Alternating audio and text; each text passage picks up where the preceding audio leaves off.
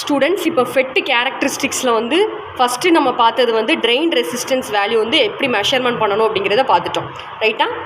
இப்போ ரெண்டாவது கேரக்டரிஸ்டிக்ஸ் பார்க்க போகிறோம். அதாவது நம்மளோட ட்ரான்ஸ்ஃபர் கண்டக்டன்ஸோட வேல்யூ வந்து எப்படி மெஷர்மெண்ட் பண்ணலாம், கிராஃபிக்கல் எப்படி வந்து கொடுக்கலாம் அப்படிங்கிறத பார்க்க போகிறோம்.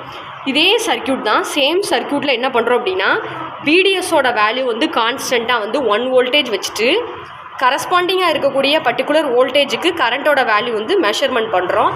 என்ன ஆகுது அப்படின்னா வந்து வோல்டேஜை கூட்டும் போது ஒரு பர்டிகுலர் வேல்யூவில் கரண்ட்டோட வேல்யூ வந்து 0 ஆயிடுது, ரைட்டா? 4 அப் டு 4லேருந்து 5 வரைக்கும் 0 ஆயிடுது. அதை நம்ம நோட் பண்ணிக்கிடலாம்.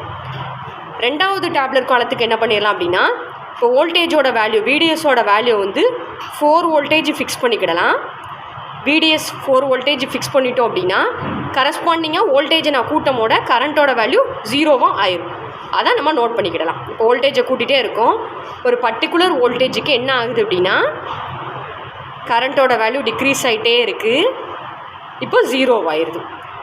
அப்போ 3 பாயிண்ட் சம்திங்கில் இருந்து 5 வரைக்கும் நம்மளோட கரண்ட்டோட வேல்யூ வந்து 0. இதை நோட் பண்ணிக்கிடலாம். இதே மாதிரி நம்ம ஒவ்வொரு VDS வேல்யூ 2, 4, 6 அந்த மாதிரி வச்சு நம்ம கரஸ்பாண்டிங்காக VGS வேல்யூவும் அதே மாதிரி நம்மளோட கரண்ட்டோட வேல்யூவையும் மெஷர்மெண்ட் பண்ணிக்கிடலாம். இதான் இந்த டேப்லெட் காலத்தில் போட்டிருக்கோம்.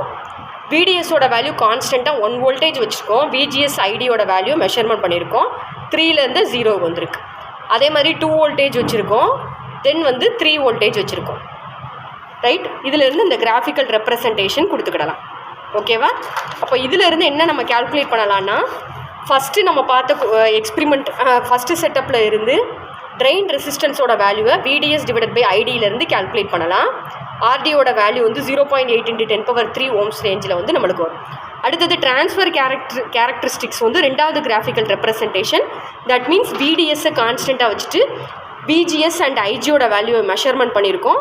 அப்போ GM = del ID divided by del VGS value வந்து 0.5 × 10⁻³ மோ வேல்யூவாக இருக்கும். தென் ஆம்பிளிஃபிகேஷன் ஃபேக்டர் வந்து இந்த ரெண்டு வேல்யூ மல்டிப்ளை பண்ணிட்டோம் அப்படின்னா இதை நம்ம ஆம்பிளிஃபிகேஷன் ஃபேக்டர் அப்படின்னு வந்து சொல்லிடலாம், 0.4 ரேஞ்ச். இதுதான் நம்மளோட FET கேரக்டரிஸ்டிக்ஸ் அண்ட் அதுலேருந்து நம்ம கால்குலேட் பண்ணக்கூடிய மெஷர்மெண்ட். தேங்க்யூ.